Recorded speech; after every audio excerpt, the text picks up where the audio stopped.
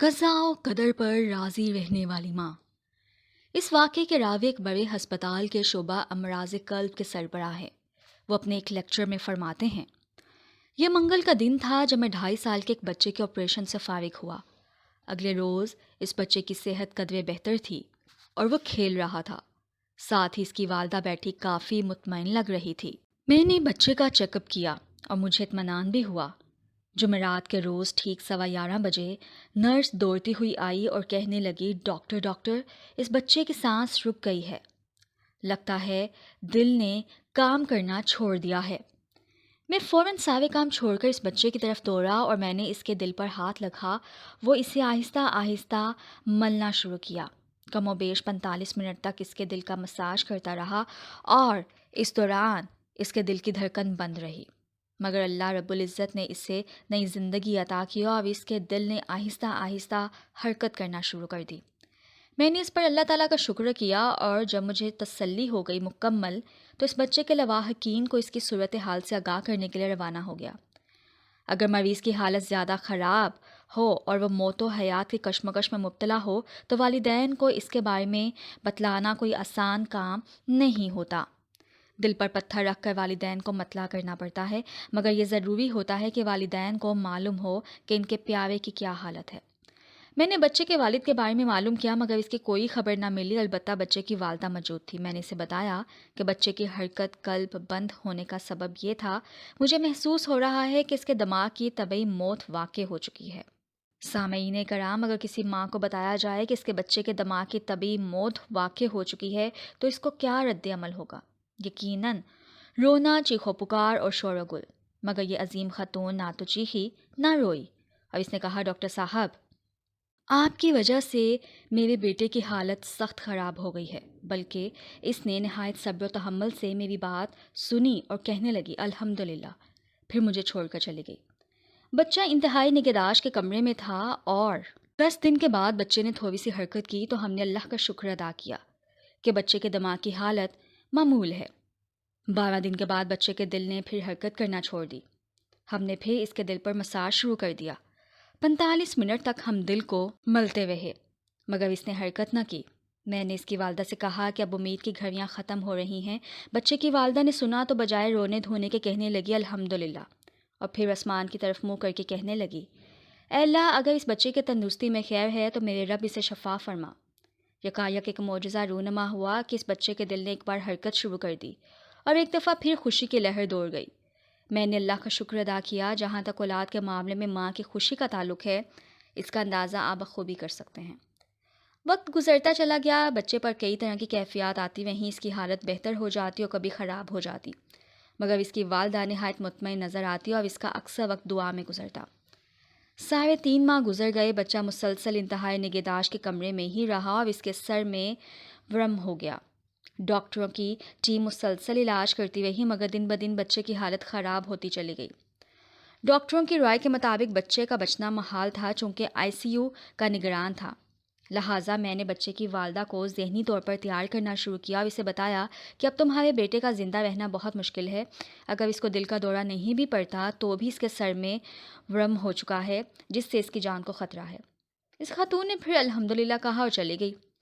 میں نے دیکھا کہ اس خاتون کا اللہ رب العزت کے ساتھ بڑا گہرا تعلق ہے۔ اس کے یہ الفاظ کہ اللہ، اگر اس بچے کی تندرستی میں خیر ہے تو میرے رب اسے شفا عطا فرما، اس کے ایمان اللہ کو ظاہر کرنے کے لیے کافی تھے۔ محترم قارئین، اس بچے کے مرض کی کہانی خاصی لمبی ہے مگر ساری بات کا خلاصہ یہ ہے کہ طبی نقطہ نظر سے اس بچے کی موت 1 سے زیادہ مرتبہ واقع ہو چکی تھی، لیکن جس سے اللہ رکھے اسے کون چکھے۔ میں نے محسوس کیا کہ اس بچے کی والدہ نہایت صابرہ اور شاکرہ خاتون ہے۔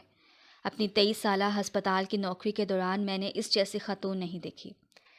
ایک دن ایسا ہوا کہ بچے کے گردوں نے کام کرنا بند کر دیا۔ اب ہمارا یہی تجزیہ تھا کہ اس بار تو یہ نہیں بچے گا۔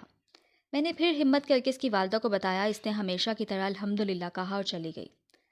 یہ بچہ 4 ماہ تک موت و حیات کی کشمکش میں مبتلا رہا کہ اچانک ایک دن بچے کو عجیب و غریب مرض لاحق ہو گیا۔ میں نے اپنی پوری زندگی میں ایسا خطرناک مرض نہیں دیکھا۔ ہم ڈاکٹر لوگ بہت پریشان تھے، اس کے سینے پر سوجن ہو گئی تھی اور میں نے سارے جتن کر ڈالے مگر بچے کی حالت خراب ہوتی چلی گئی۔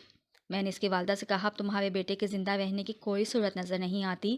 اب اس کی والدہ نے حسب سابق الحمدللہ کہا اور کہنے لگی، اے میرے رب العزت، اگر اس بچے کے زندہ رہنے میں خیر ہے تو اسے زندگی عطا فرما۔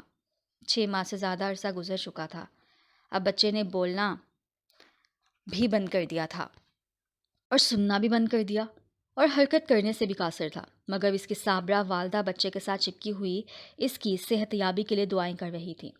قابلین کرام، کیا آپ سوچ سکتے ہیں کہ اس کے بعد کیا ہوا؟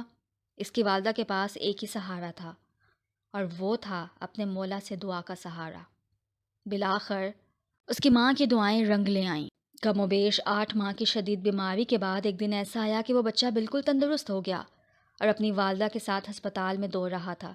اسے دیکھ کر کوئی تصور نہیں کر سکتا تھا کہ اسے کوئی بیماری ہے۔ 1.5 سال کا عرصہ گزر گیا اور ایک دن میں ہسپتال میں تھا، ہمارے ایک ساتھی نے مجھے بتایا کہ کمرہ انتظار میں ایک آدمی، اس کی بیوی اور 2 بچے بیٹھے ہیں، وہ آپ سے ملنے کے خواہ ہیں۔ میں نے پوچھا وہ کون ہیں؟ اس نے جواب دیا مجھے معلوم نہیں۔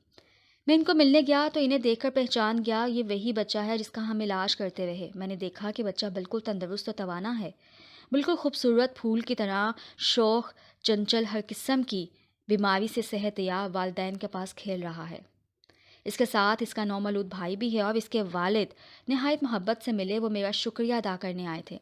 میں نے نومولود کی طرف اشارہ کر کے مزاحاً اس کے والد سے پوچھا کہ اس کا اولاد میں کون سا نمبر ہے، 13 یا 14 نمبر؟ میں خود ہی گنتا چلا گیا۔ میں نے باپ کی طرف دیکھا، اس نے میری طرف گہری نظروں سے دیکھا، پھر کہنے لگا ڈاکٹر صاحب یہ میرا دوسرا بیٹا ہے اور بڑا بیٹا وہی ہے جس کا آپ علاج کرتے رہے ہیں۔ وہ میری شادی کے 17 سال کے انتظار کے بعد پیدا ہوا تھا۔ میں اسے علیحدہ کمرے میں لے گیا اور کہا کہ دوست، میں نے اپنی تمام زندگی میں تمہاری بیوی سے زیادہ صابرہ اور شاکرہ عورت کوئی نہیں دیکھی۔ 17 سال کے انتظار کے بعد اللہ تعالیٰ نے اس کے ہاں پھول کھلایا، مگر وہ بچہ جس قسم کے امراض میں مبتلا تھا اور اس عورت نے جس محبت، محنت اور صبر سے اس بچہ کی تیمارداری کی، اس کی مثال بڑی مشکل سے ملتی ہے۔ اس کے خاوند نے میرا بازو تھام لیا اور کہنے لگا ڈاکٹر صاحب میری اس خاتون سے شادی 19 سال قبل ہوئی تھی۔ اس خاتون نے شرعی عذر کے بغیر کبھی نماز تہجد ترک نہیں کی اور میں نے اسے جھوٹ بولتے، شگل مذاق کرتے یا کسی کو برا بھلا کہتے نہیں سنا۔ جب بھی گھر جاتا یہ ہمیشہ نہایت خوش دلی سے میرا استقبال کرتی، اس کی زبان پر ہر وقت میرے لیے اور گھر کی خیر و برکت کے لیے دعائیں ہوتی۔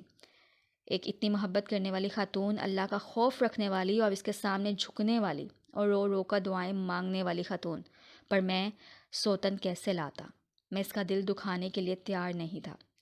شوہر نے میرے سوال کا جواب خود ہی دے دیا اور میں حیرت میں ڈوب گیا۔